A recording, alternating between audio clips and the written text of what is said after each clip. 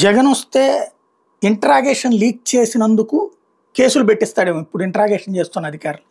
ఎందుకంటే ఈనాడు జ్యోతి ఆ ఇంట్రాగేషన్కి సంబంధించినటువంటి క్వశ్చన్ ఆన్సర్స్తో సహా రాస్తున్నాయి. అన్నీ కాకపోయినా ముఖ్యమైనవి రాస్తున్నాయి. అంటే వాళ్ళకి చెప్తున్నారు అక్కడ ఉన్నటువంటి వాళ్ళు. అధికార పార్టీ అధికార పత్రికల కిందనే ఫీల్ అవుతున్నారు కదా, ఇవి లీక్ కింద వీళ్ళు రాసుకొస్తున్నారు. ఇందులో సిఐడి వాళ్ళు అడిగారట పిఎస్ఆర్ ఆంజనేయులు గారిని, కాదంబరి జత్వాన్ని వృద్ధులైన ఆమె తల్లిదండ్రులపై ఎవరి ఆదేశాల మేరకు అక్రమ కేసు బనాయించారని అడిగారట. ఆ కేసుతో నాకేంటి సంబంధం, నన్ను ఎందుకు అడుగుతున్నారు, ఎఫ్ఐఆర్ నేను దాఖలు చేయలేదు, అది నా పరిధి కాదు కదా అని అడిగారట ఆయన. నాటి విజయవాడ సిపి కాంతిరాణా తాత డీసీపీ విశాల్ గున్నీని సీఎంఓకి పిలిపించి ఈ కేసు గురించి మీరే ఆదేశించారట కదా, ఈ కేసు గురించి సీఎంఓలో మీకు ఎవరు చెప్పారు అని అడిగారట.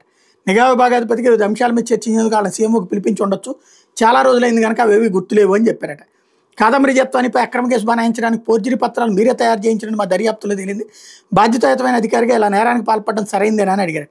అసలు నాకు కేసుతోనే సంబంధం లేదని చెప్తుంటే ఫోర్జరీ పత్రాలు అంటూ నన్ను ఎందుకు ప్రశ్నిస్తున్నారు అని అడిగారట. ఇంకో మొక్క కూడా అని ఉంటారు, అదేదో కోర్టులో చూపించుకోండి అనేసి.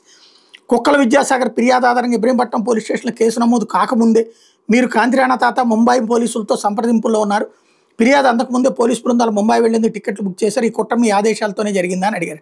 అప్పట్లో ఏం జరిగిన నిబంధనల ప్రకారమే జరుగుంటుంది, ఈ వ్యవహారంతో నాకు ఎలాంటి సంబంధం లేదని చెప్పారట. వాస్తవంగా పోలీసులు కేసు చిట్ట చివరిలో ఇప్పుడు మనం దొంగతనం జరిగిందని ఎఫ్ఐఆర్ వెళ్ళి కంప్లైంట్ ఇవ్వగానే రిజిస్టర్ చేస్తున్నారా, ఎవడన్నా దొంగను పట్టుకున్నాక అప్పుడు రిజిస్టర్ చేస్తున్నారు. ఇవాళ పోయిందంటే ఒక వాళ్ళు ఇచ్చే టైంలో 6 నెలలకో ఏడాదికో అప్పుడు రిజిస్టర్ చేస్తేనే ఎక్కువ ఉంది. అట్లాంటిదే ఇది కూడా.